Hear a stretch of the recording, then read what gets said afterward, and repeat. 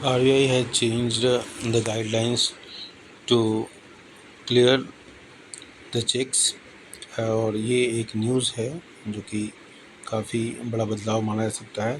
From Saturday India cheque clearing system will move to a continuous process, cutting the time it takes for the money to reach accounts from days to just a few hours.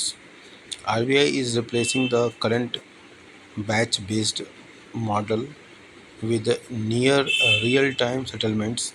Banks will run a special trial on Friday to test their systems before the official rollout. अब इसके बारे में ये सारी जानकारी देखिए। अब इसका क्या मतलब हो सकता है कस्टमर्स के लिए। Faster access to money, quicker payments for businesses, uniform clearing speed nationwide, easier tracking of cheque status. और has cheque clearing always work this way? No, it has speed up over time. Pre-1980s it was a manual, could take a few week. हम लोगों ने इस दौर को देखा हुआ है। 1980s MICR sorting cut local clearing to 1 to 3 days, इसको भी हम लोगों ने इस सिस्टम से भी साक्षात्कार किया हुआ है। 2008 चेक ट्रांकेशन सिस्टम CTS को इंट्रोड्यूस किया गया था, रिड्यूस्ड इट टू 1 day। ये सारे सिस्टम से हम लोग रूबरू हो चुके हैं। 2021 nation wide grid brought uniform T+1 clearing, and 2025 continuous clearing starts October 4, cutting it to hours. तो कहने का मतलब ये है, बाकी और भी डिटेल्स न्यूज़ है।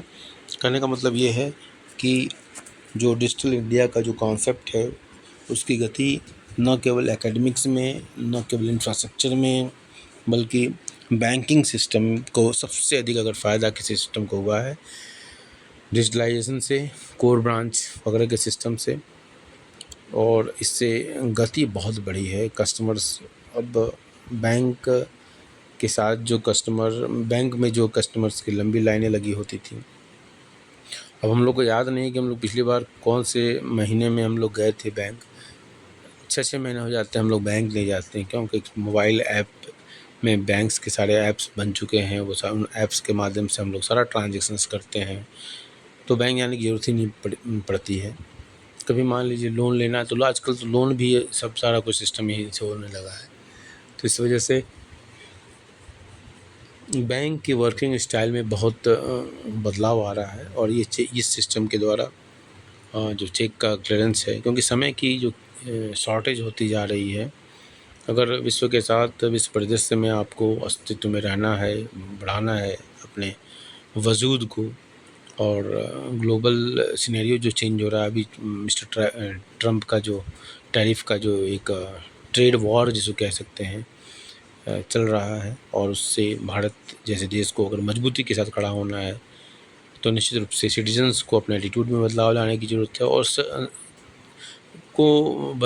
उसमें बदलाव लाने के लिए ज़रूरी है कि हम बहुत सारे ऐसे स्टेप्स लें जिससे हमारे सोचने समझने कार्य करने की गति में इजाफा हो, बदलाव हो। और ये एक बिग पुश की तरह काम करने की ज़रूरत है, जिसकी बात रैगनर नर्स साहब कहते थे, इकोनॉमिस्ट थे। जो नर्स साहब का कहना था बिग पुश की उन्होंने थ्योरी दी थी उसका, हालांकि उसका संबंध पॉवर्टी से था, लेकिन हम इस कॉन्सेप्ट को यूज़ यहाँ करते हैं और कहते हैं कि बिग पुश हर क्षेत्र में करने की ज़रूरत है। और ये एक सरकार का एक प्रयास है जो कि निश्चित रूप से उसमें ये बदलाव एंटरप्रेन्योर के लिए, स्पेशली एंटरप्रेन्योर के लिए काफ़ी बढ़िया साबित होगा। Thank you.